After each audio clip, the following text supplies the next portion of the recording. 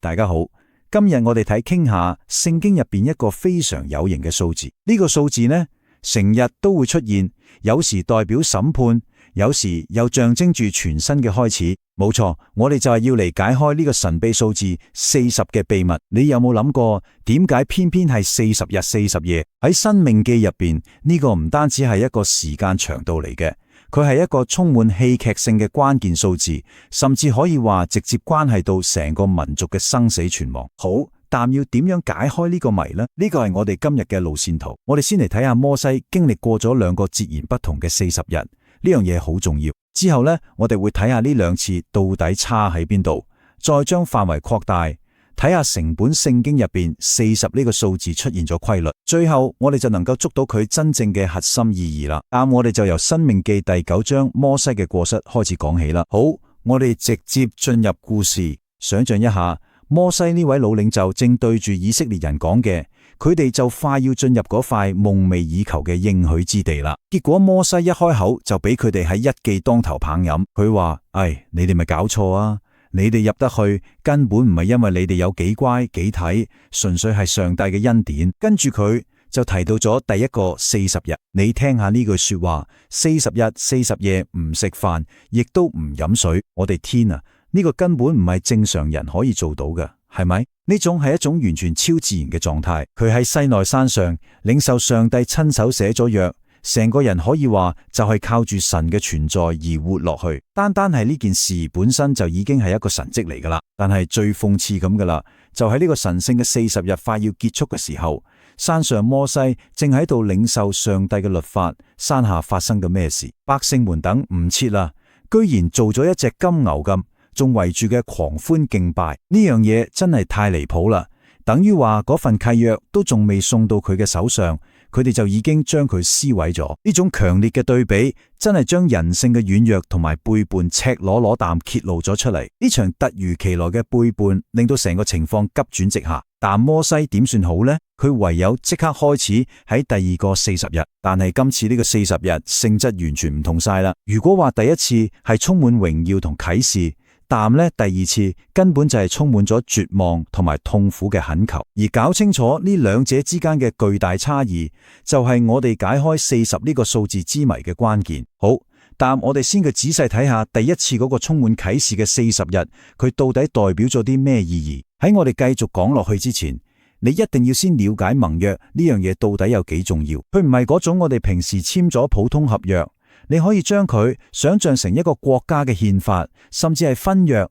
佢定義喺上帝同佢子民之間獨一無二嘅關係。所以當佢被打破嘅時候，後果當然係災難性嘅。所以你喺呢第一個40日充滿住非常正面神聖嘅意義。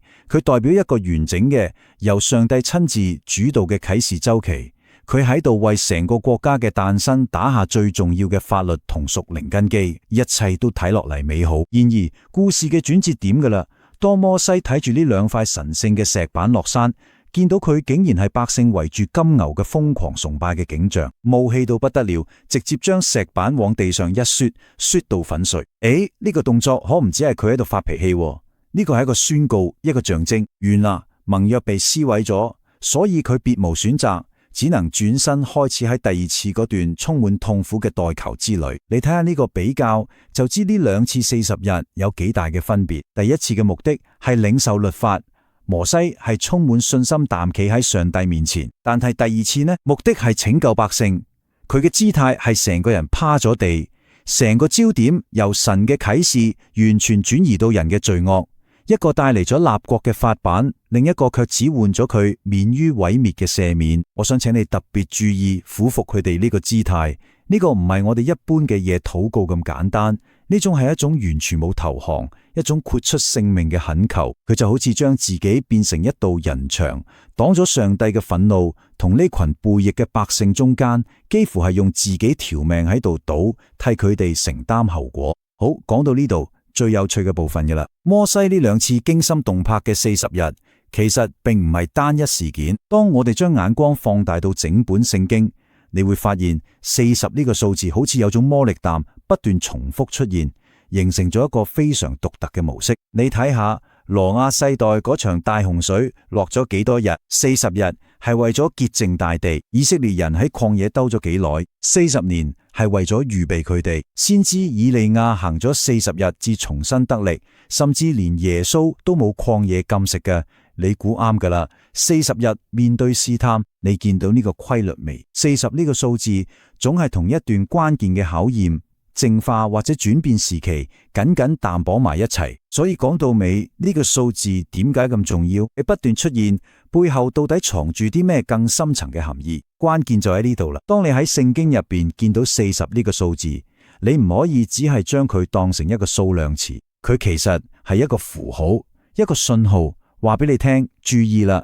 而家呢段時間係一段由上帝所命定嘅完整嘅，而且足以帶嚟根本性改變嘅關鍵時期。所以當我哋將所有線索串埋一齊，就清楚晒啦。40代表一個完整嘅週期，一段足夠嘅時間等事情可以發生。佢係一段考驗期，一段查驗期。喺猶太傳統入邊，佢甚至同胚胎成形嘅天數有關，象徵住一種屬靈上嘅孕育期。總之，佢同淨化、預備仲有轉變完全分唔開。最後，等我哋將呢個古老嘅符號拉翻去我哋自己身上，我哋每個人或者都曾經或者正喺度經歷屬於自己嘅40日，係咪？嗰啲充滿考驗、充滿迷惘甚至痛苦嘅時期，但或者喺呢啲睇似難捱嘅日子入邊，正有一啲非常深刻、非常重要嘅轉變喺我哋嘅生命入邊悄悄咁被塑造同孕育緊。